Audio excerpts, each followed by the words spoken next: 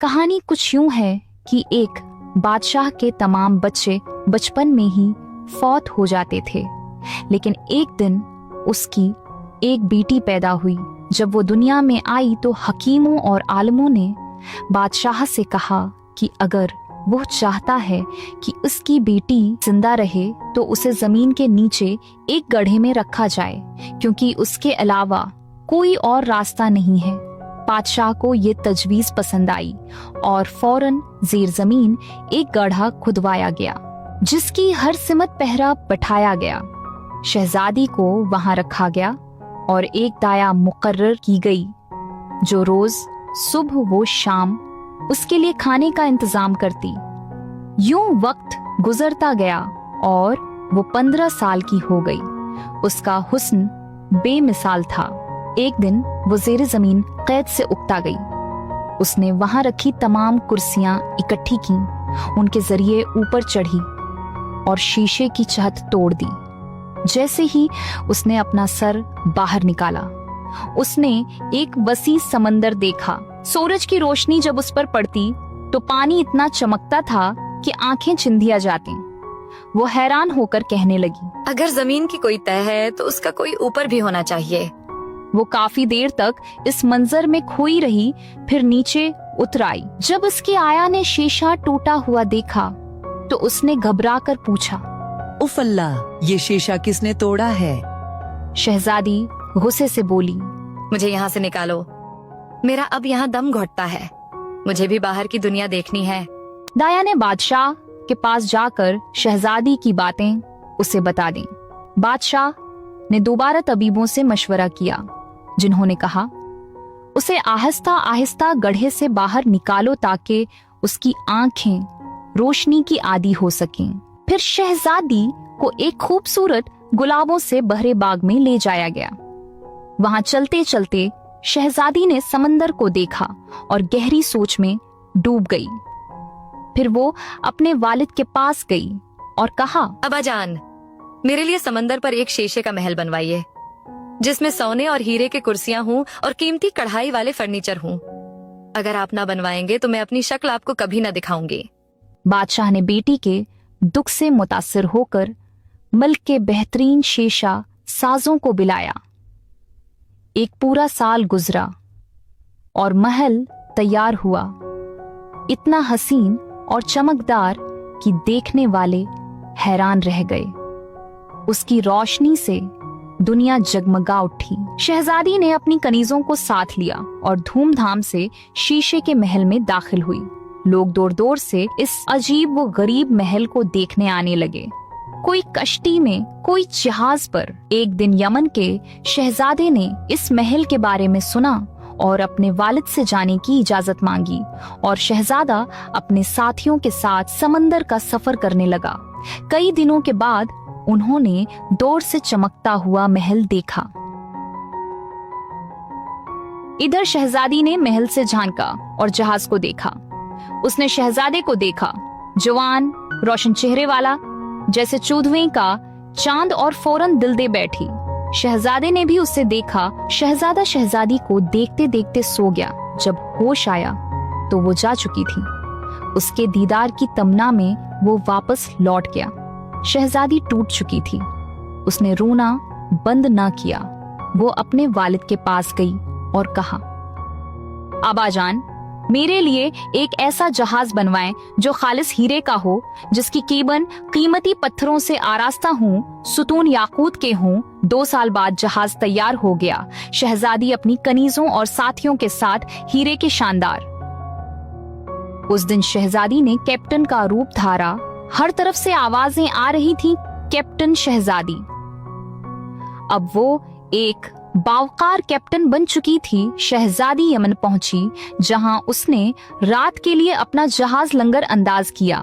लोग दूर दूर से उस जहाज को देखने आए और जब यमन के बादशाह को पता चला कि एक गैर मामूली जहाज उनके साहिल पर आया है, तो उसने वहां जाने का फैसला किया। जब कैप्टन, जो दरअसल शहजादी थी, ने सुना कि बादशाह उसके हीरों से बने जहाज को देखने आ रहा है, तो उसने अपने तमाम अमले को जर्द रंग के लिबास पहनने का हुक्म दिया। जब बादशाह की कश्ती पहुंची तो अमले ने उसे इंतहाई इज्जत व एहतराम के साथ खुश आमदीद कहा और उसे कैप्टन के कमरे तक ले गए। वहां उसे काफी पेश की गई। बादशाह इस शानदार जहाज और मेहमान नवाजी पर हैरान रह गया। फिर वो खुशी के आलिम में अपने महल लौट गया। जब शहजादे को ये सब मालूम हुआ तो उसका तजस्सुस बढ़ा। वो एक कश्ती में सवार होकर जिहाज की तरफ रवाना हुआ। कैप्टन ने इस बार अमले को सबसे लिबास पहनने का हुक्म दिया। जैसे ही शहजादा पहुंचा, अमले ने इज्जत से उसका इस्तकबाल किया और उसे कैप्टन के कमरे में ले जाया गया। शहजादे ने कई सवालात किए, मगर कैप्टन ने अपनी असल शनाख्त जाहिर न की।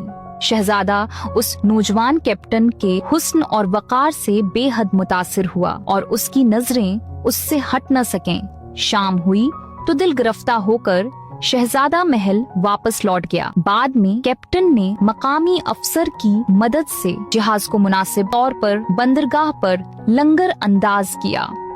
शाही महल के करीब एक आली शान महल किराए पर लिया गया और शहजादी अपने साथियों के साथ वहां क़याम पजीर हो गई। अगली सुबह शहजादा उस जगह वापस आया जहां जहाज खड़ा था, मगर अब वो गायब हो चुका था। मायूसी में उसने जमीन पर सर मारा और जोर जोर से रोने लगा। फिर वो अपने लाला के पास दौड़ा, जिसने उसे सारा माजरा सुनाया। थोड़ा सा दिल को करार आया और वो अपने बागीचे वाले कमरे की बालकनी से बाहर देखने लगा। सामने वाले नए महल की बालकनी पर उसे एक लड़की नजर आई। वो दुनिया की सबसे हसीन लड़की थी, जिसके बाल दोनों जानिब से चंबीली की कलियों की तरह बटे हुए थे। शहजादा हैरत में डूब गया। ये तो मेरी शीशे के महल की शहजादी है। जब शहजादी ने देखा कि शहजादा उसे देख रहा है तो वो अंदर चली गई। शहजादा महल के गिर्द चक्कर लगाता रहा, दिल गिरफ्ता होकर कहता रहा, काश मैं उसे दोबारा देख सकूं। इस रात वो अकेला अपने कमरे में बैठा चुपचाप रोता रहा। अगली सुबह शहजादा बागीचे में गया, मगर वहां कोई न था। दिल में बेकरारी बढ़ती गई और आखिरकार वो अपनी माँ के पास गया। दिल की हालत बयान की और अपने इश्क का हाल सुनाया। एक कीमती हीरे जड़ी ज्योति माँ के हवाले की और कहा कि ये लड़की को दे। मलका दिल पर जबर करके लड़की के महल पहुंची और तहफा पेश किया, मगर लड़की ने जूतियां लेने के बाद बगैर कोई रद्द-ए-अमल दिए उन्हें बावर्ची खाने की लौंडियों को दे दिया। मलका महल वापस लौटे और शहजादे को हकीकत बताई। शहजादा टूट गया, रात भर आंसू बहाता रहा। सुबह फिर माँ के पास गया, इज्जा की कि कोई और तरीका आजमाया जाए। मलका को याद आया कि उसके पास खानदानी मोतियों का एक नायाब हार है। बेटे की खातिर दिल पर पत्थर रखकर वो हार लेकर एक बार फिर लड़की के महल पहुंची। लड़की ने हार तो खामोशी से ले लिया, लेकिन अगले लम्हे वो कीमती मोती पिंजरे में लटके एक तोते के आगे डाल दिए। तोता मजे से मोती चटक चटक कर खाता रहा। मलका शशदर रह गई। मलका ने लड़की से गुजारिश की कि वो सिर्फ एक बार दीदार करा दे, तो लड़की ने शर्त रखी, एक सोने का पुल बनवाया जाए जो चारों तरफ असली गुलाबों से सजा हो और शहजादा उसके एक सरे पर हो, तब वो आएगी। शहजादा फौरन तैयार हो गया। सोने का पल बना, गुलाब बिखेरे गए। शहजादी अपनी दुलकश सियाह मखमली लिबास में गुलाबों के बीच जैसे किसी और दुनिया से आई हो, पुल पर आहिस्ता आहिस्ता चलती हुई आई।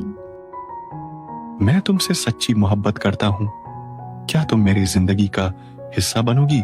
शहजादी ने गहरी सांस ली। फिर वो बोली कि तुम्हारी मोहब्बत सच्ची है और तुमने ये साबित भी किया, लेकिन मैं ये फैसला अकेले नहीं कर सकती। अगले दिन शहजादा शहजादी के साथ इसके महल गया। और बादशाह के सामने अपने दिल की बात रखी। बादशाह ने अपनी बेटी की खुशी देखी और मुस्कुराते हुए कहा कि मैं अपनी बेटी की खुशी में खुश हूं। फिर एक शानदार शादी की तैयारी शुरू हुई। महल को सोने, चांदी और हजारों गुलाबों से सजाया गया।